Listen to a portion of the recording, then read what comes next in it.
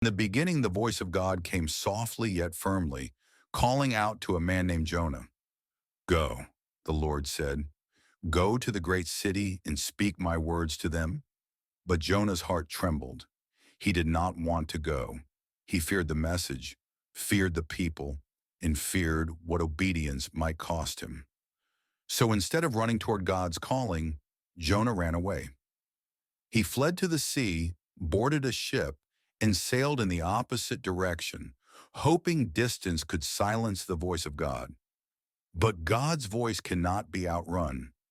As the ship moved across the waters, the sky darkened, the winds howled, waves rose like mountains, crashing against the vessel.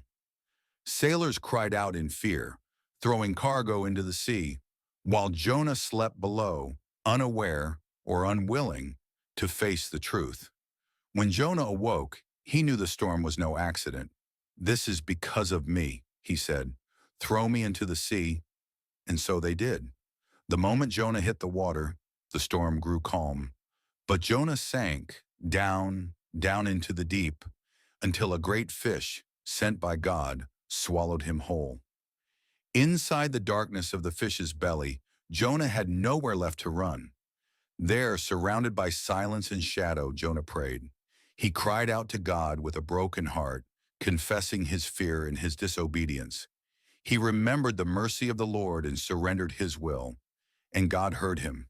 At God's command, the great fish rose to the surface and released Jonah onto dry land. This time, when God spoke again, Jonah listened. He went to the city God had named and spoke the words God had given him. He delivered the message faithfully, just as he was told. And the people heard and they changed, and God's mercy was revealed. And so the story reminds us, you can run from God, but you cannot outrun his purpose. Even in the depths, his grace still calls you home. And so, as the story comes to rest, the lessons rise quietly from the waves. This story teaches us first that no one can truly run from God. Paths may change, ships may sail, but the call of God follows the heart wherever it goes. It reminds us that disobedience carries weight. One choice made in fear can stir storms not only within us, but around us, touching the lives of others. We learn that storms are not always signs of destruction. Sometimes they are divine interruptions meant to awaken us, to turn our feet back toward the path we were meant to walk. The story also whispers of mercy. Even in Jonah's rebellion, God did not abandon him.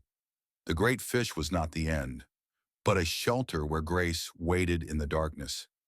It shows us that prayer has no boundaries. From the depths of the sea, from the quiet of despair, a sincere cry can still reach heaven. There is a lesson of repentance here, that when a heart turns back in humility, restoration is never far behind.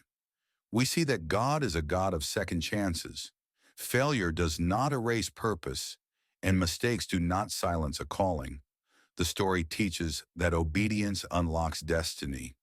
When Jonah finally spoke the words he had been given, God's plan moved forward as intended. It reveals a God who cares for all people, extending compassion beyond comfort, beyond borders, beyond fear. And finally, it teaches us that peace is found not in running, but in surrender, when we stop fleeing and trust the will of God. And so the story ends, not just as a tale of a man in a storm, but as a reminder.